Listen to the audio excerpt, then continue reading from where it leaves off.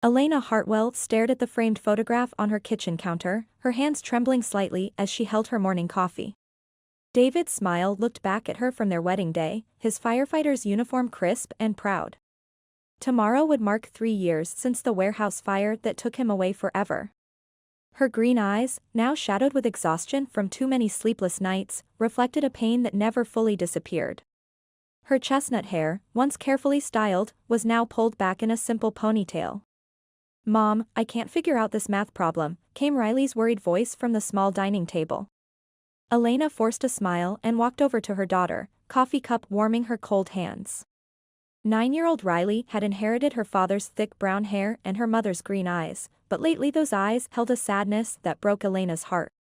Watching her daughter struggle with homework reminded Elena of all the times David had helped with schoolwork, making everything seem like an adventure. "Let me take a look, sweetheart," Elena said, peering over Riley's shoulder and trying to focus on the fractions despite her heavy thoughts. Though she worked with complex medical equipment diagnostics every day, explaining math to a 9-year-old felt overwhelming when her mind was clouded with grief. "Oh, I think I understand now." Riley's face brightened as she picked up her pencil. "This is how Dad would have done it, right?" Elena's throat tightened, but she managed to nod and gently touch her daughter's hair. "Yes, exactly right. He'd be so proud of you."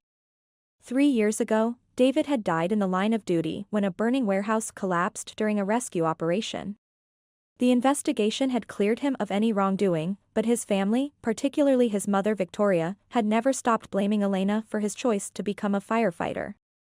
Their small apartment near the hospital wasn't much, but Elena had tried to make it warm with photos of David and Riley's artwork on the refrigerator. Her technical certifications hung modestly on the wall next to David's posthumous Medal of Valor. "Grandma Victoria and Aunt Natasha are coming today, aren't they?" Riley asked, her voice dropping to almost a whisper. Elena caught the unmistakable fear that flickered across her daughter's face. "They're bringing Tyler too. We're having lunch too, to remember Daddy." Riley nodded without saying anything and bent back over her homework, her small shoulders tensing. Elena felt a familiar knot form in her stomach, but she pushed the worry aside. Family was family, even when it felt like walking through a minefield. Victoria Hartwell had been a high school principal for 30 years before retiring, and she'd never let anyone forget her authority.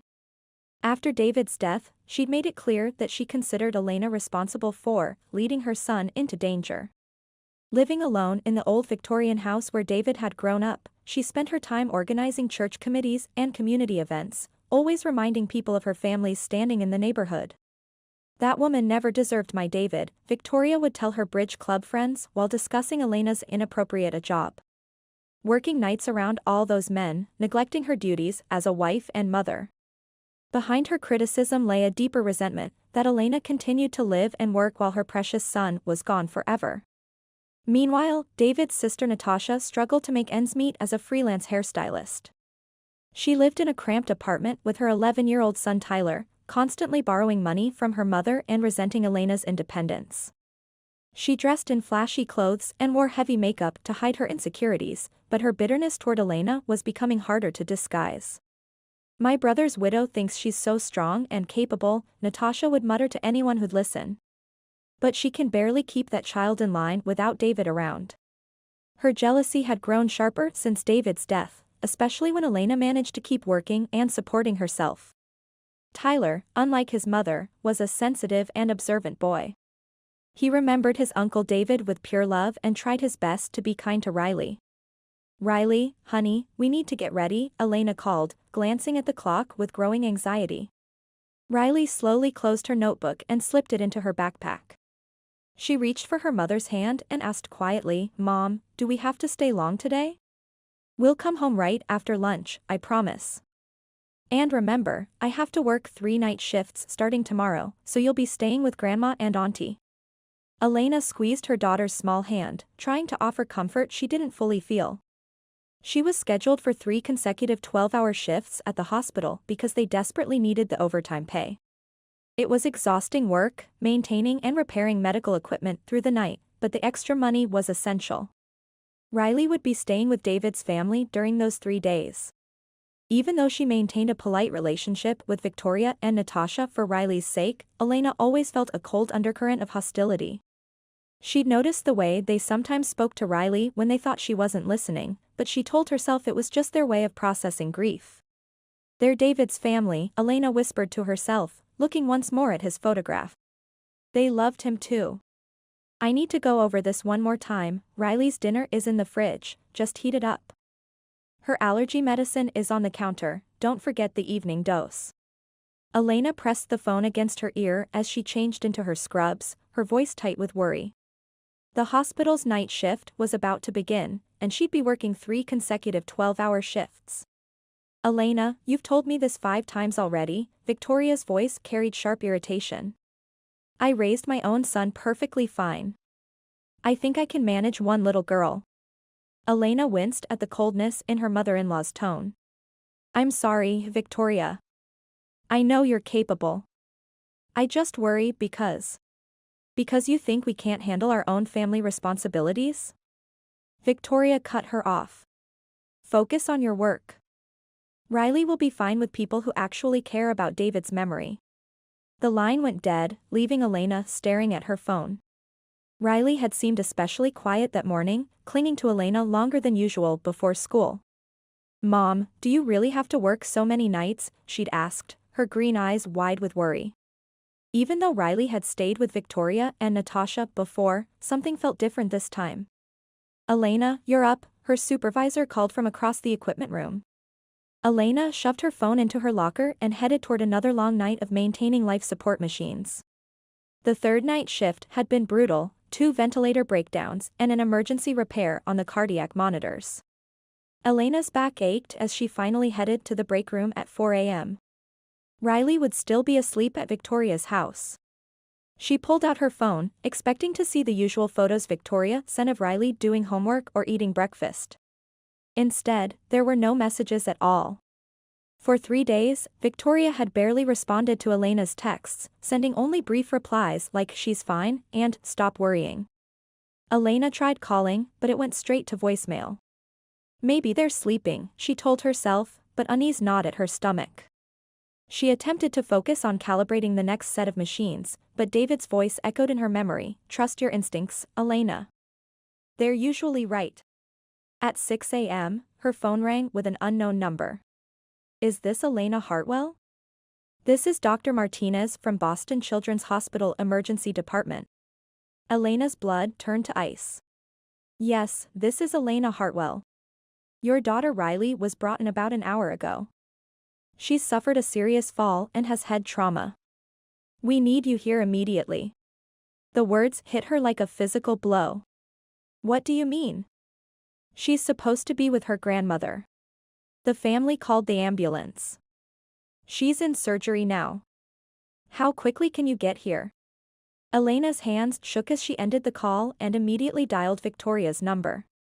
It rang once before Victoria's groggy voice answered. "Elena? Why are you calling so early?" "Victoria, what happened to Riley?" "The hospital just called me." There was a pause, then an almost casual laugh. "Oh, that girl. She's always getting into trouble. She probably climbed somewhere she shouldn't have." Elena felt her world spinning. "What are you talking about?" "She's in the hospital with head trauma." "Well, that's unfortunate." Victoria's voice held no emotion at all. "Children need to learn to follow rules. Where is Natasha?" "Put her on the phone." "Elena?" Natasha's voice sounded annoyed. "What's all this fuss about?" "Riley is in the hospital." "What happened?" "Look, she wouldn't listen to us. We told her to stay inside, but she wandered off. Kids fall down sometimes. It's not our fault." Elena couldn't breathe. Her daughter was fighting for her life, and David's family was treating it like a minor inconvenience. "Get to the hospital right now." Elena screamed into the phone. "Calm down. You're being dramatic." "She'll be fine," Natasha said dismissively. Elena hung up and ran toward the exit, her mind reeling with terror and rage. Something was terribly, horribly wrong. 6 hours later, Elena stood outside the pediatric intensive care unit, her face drained of color from the frantic drive across the city. Her work scrubs were still wrinkled, and her hands wouldn't stop shaking as she listened to the doctor's devastating words. "Mrs. Hartwell, your daughter fell from a 2-story roof. She has a severe concussion, a fractured left arm, 3 broken ribs, and internal bleeding. She's stable now, but it will take time for her to wake up." Elena's legs nearly gave out as she approached Riley's room. The door opened to reveal her little girl lying motionless on the hospital bed. Riley's head was wrapped in white bandages, her left arm immobilized in a cast, and tubes snaked from her small body to beeping machines. The steady rhythm of the heart monitor was the only sound filling the sterile silence. Elena collapsed into the chair beside the bed and carefully took Riley's uninjured hand. The skin felt cold and fragile, like porcelain. Tears she'd been fighting finally spilled over. "Mommy's here, baby," she whispered, her voice breaking. "I'm so sorry, I wasn't here to protect you." The door burst open, and Victoria and Natasha walked in. Elena looked up and felt her blood freeze. Victoria was impeccably dressed in a navy blazer and pearls, as if she'd just come from a church committee meeting. Natasha wore a bright pink dress and full makeup, completely inappropriate for a hospital visit. Neither woman showed any sign of distress or remorse. "Well, you certainly got here fast," Victoria said with cool detachment. "I told you there was no need for all this hysteria." Elena slowly stood, fury building in her chest like a wildfire. Something was fundamentally wrong with this picture. Her daughter was fighting for her life, and these women looked like they were attending a social event. What exactly happened? Elena demanded, her voice deadly quiet. "I want every detail." Victoria and Natasha exchanged a look that made Elena's skin crawl. "Riley climbed onto the roof by herself," Natasha said with a careless shrug. "We told her not to, but she didn't listen. By the time we found her, she'd already fallen." Elena's mind reeled. Riley was cautious to a fault, afraid of heights, and would never disobey adults so recklessly. "You're lying," Elena said flatly. "Both of you, get out of this room until you're ready to tell me what really happened." Victoria's face flushed with indignation, but they left without argument. Elena returned to Riley's bedside and gripped her daughter's hand like a lifeline. She would find out the truth, no matter what it cost her. Elena sat in the hospital cafeteria, staring at untouched coffee that had long gone cold. She hadn't left Riley's side except for these brief moments to use the restroom or force herself to eat something. Dark circles shadowed her eyes, and her clothes hung loose from not eating. Elena. She turned to see David's former fire chief, Captain James Morrison, approaching her table. He was a tall, weathered man in his 50s who had been like a father to David. His face was grim with concern. "Captain Morrison." Elena stood as he embraced her gently. Even though David was gone, Morrison had kept in touch, checking on Elena and Riley during holidays. His presence now felt like a lifeline. "I came as soon as I heard." "How is she?" "Still unconscious, but the doctors are hopeful," Elena explained quickly. She told him about Riley's injuries and the disturbing behavior of Victoria and Natasha. Morrison's jaw tightened with each detail. "That doesn't sound like Riley at all," he said, his voice heavy with suspicion. "David always said she was the most careful kid he'd ever known." "I know Victoria and Natasha are hiding something, but I don't know how to prove it." Morrison leaned forward. "I still have contacts in the police department. Let me make some calls." They walked together toward Riley's room. When Morrison saw the small figure surrounded by medical equipment, his face cracked with emotion. He gently touched Riley's bandaged forehead. "Your daddy would be so proud of how brave you're being, sweetheart," he whispered. "Uncle Jim is here now." The next afternoon, Elena was dozing in the chair beside Riley's bed when Captain Morrison returned with a police detective. "Elena, this is Detective Sarah Chen.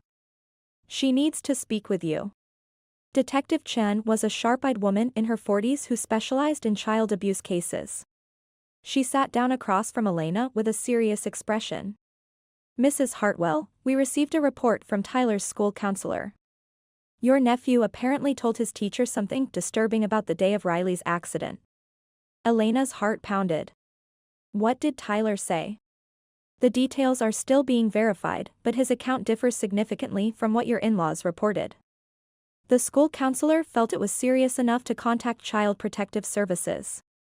Detective Chun leaned forward. We'd like to interview Tyler formally, with proper support present. Morrison squeezed Elena's shoulder.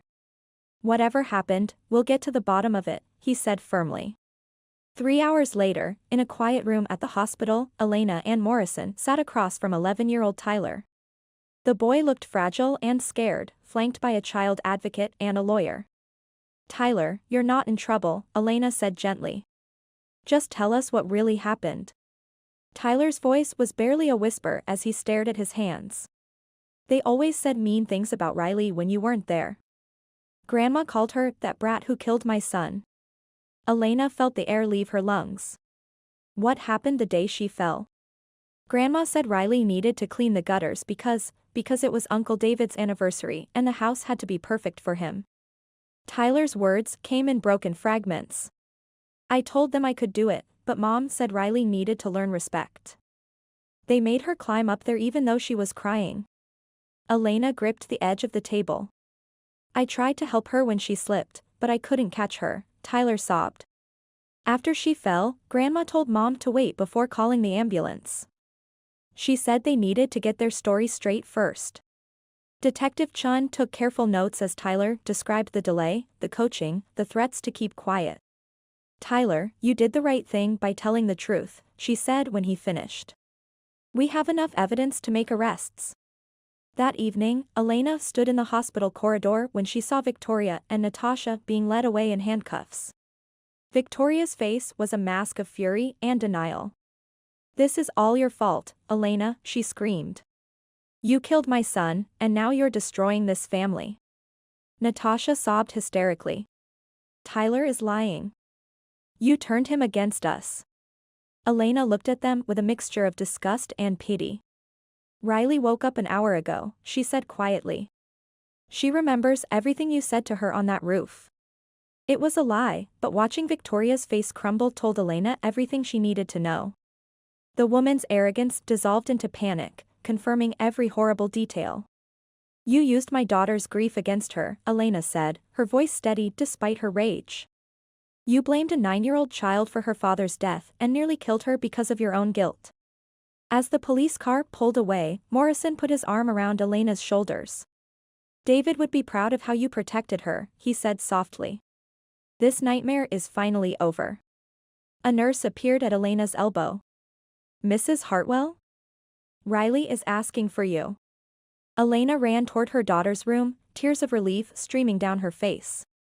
For the first time in days, she could breathe again.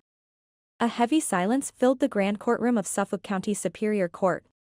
The spectator seats were packed with reporters and community members as the prosecution prepared closing arguments against Victoria Hartwell and Natasha Hartwell. Elena sat rigidly in the front row, staring at the backs of the two women who had once been her family. Victoria's silver hair had turned completely white during the trial, and Natasha's usual flashy appearance had been replaced by a drab, defeated look. I'm here with you, Captain Morrison whispered, squeezing Elena's hand. He sat beside her in his dress uniform, having taken leave to support her through the trial. The ordeal had been devastating, but it had also shown Elena who her real family was. Riley wasn't in court today. 3 months after the accident, she was physically recovered but still attending therapy twice a week to heal the emotional trauma. Ladies and gentlemen of the jury, District Attorney Rebecca Martinez stood to address the room. She was a formidable woman known for her fierce advocacy for children. This case represents the worst kind of betrayal, family members who deliberately endangered a child and then tried to cover it up. The courtroom was absolutely silent. Martinez methodically presented the evidence, photos of the dangerous roof, Tyler's recorded testimony, and medical records showing the delayed ambulance call. The defendants forced a 9-year-old girl to perform dangerous work as punishment, then prioritized their own reputation over her life when she was critically injured. Several jurors visibly recoiled at the crime scene photos. Elena closed her eyes when images of Riley's broken body appeared on the screen.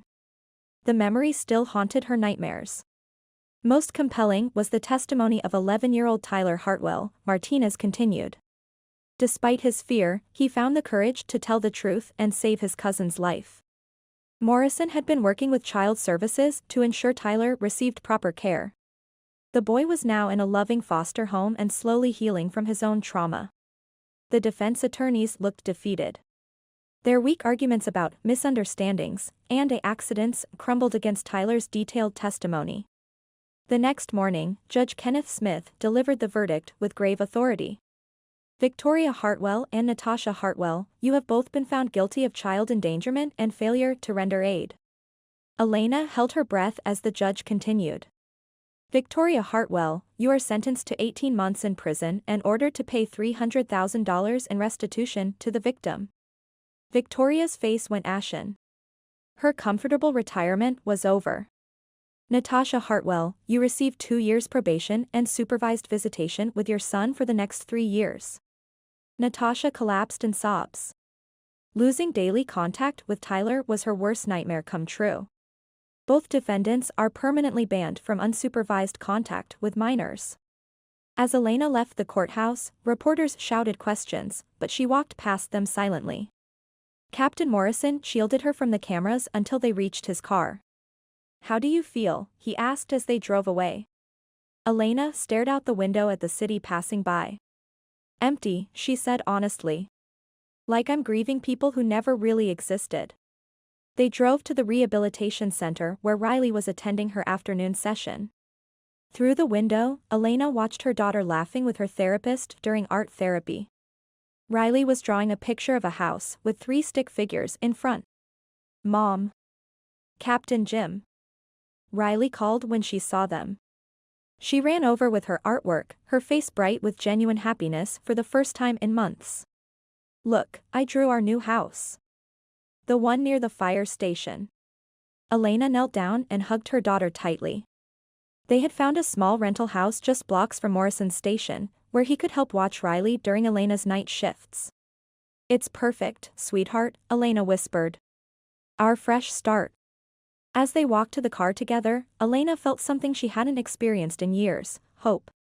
The nightmare was finally over, and they were free to build a real family based on love, not obligation. 1 year later, autumn leaves danced in the yard of a small house near Boston Fire Station 19. Riley was shooting baskets with her school friends, her laughter echoing through the neighborhood. At 10 years old, she had grown stronger and more confident than ever before. Great shot, kiddo.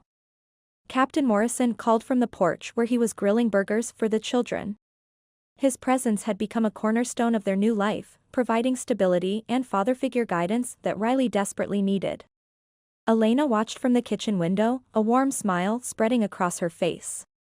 She had negotiated flexible hours at the hospital, allowing her to work mostly day shifts and be home when Riley needed her. Mom, can Tyler come over next weekend? Riley asked, bouncing the ball as she came inside. Of course, sweetheart, Elena replied, ruffling her daughter's hair. Tyler was thriving in his foster family and had been visiting regularly. The cousins were slowly rebuilding their bond, united by their shared trauma and healing. Elena and Morrison had been covering Tyler's therapy costs, ensuring he received the support he needed. There's mail for you, Morrison said, entering the kitchen with a serious expression. He handed Elena an envelope with familiar handwriting. It's from Victoria, Elena said, her stomach tightening. Morrison frowned. What does she want now? Elena quickly scanned the letter. Money for legal fees. She's trying to appeal her conviction. Since their sentencing, both Victoria and Natasha had lost everything. Victoria was serving her prison term while fighting mounting debts, and Natasha was struggling with minimum wage jobs and supervised visits with Tyler. What will you do? Morrison asked, watching Riley play happily outside. Elena crumpled the letter without hesitation. Nothing. Riley and Tyler are safe now. That's what matters.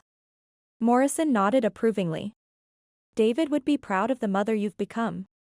They stood together in comfortable silence, watching Riley teach her friends a new basketball move. Sometimes I wonder what would have happened if I'd recognized the signs earlier, Elena admitted quietly. Stop. Morrison said firmly. You protected your daughter when it counted most. That's what real parents do. Elena smiled, feeling the weight of guilt finally lifting from her shoulders. Outside, Riley made a perfect shot and her friends erupted in cheers. A fresh start, Elena whispered to herself. She had learned that family isn't defined by blood, but by love, protection, and unwavering support. In the golden afternoon light filtering through the trees, Elena felt something she hadn't experienced in years, complete peace. They were finally home.